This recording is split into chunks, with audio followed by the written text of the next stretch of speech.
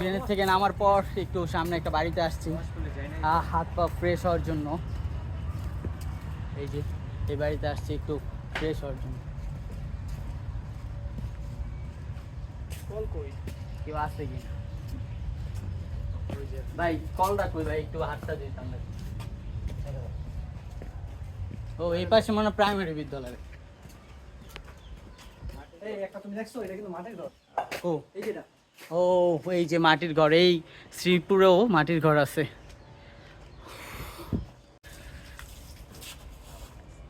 আবার সাবানেরও সাবানও আছে, এটা তো লাগে না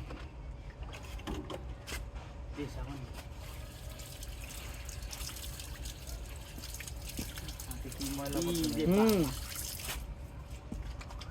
হাতে প্রচন্ড ময়লা, আমরা কারণ হচ্ছে আমরা ট্রেনে ফ্রন্ট সাইডে ছিলাম তো হাতে ময়লা, আসলে ধোয়া ভরা মুখে ময়লা। দেখ মুখ দিয়ে দে ভাই, মারাত্মক।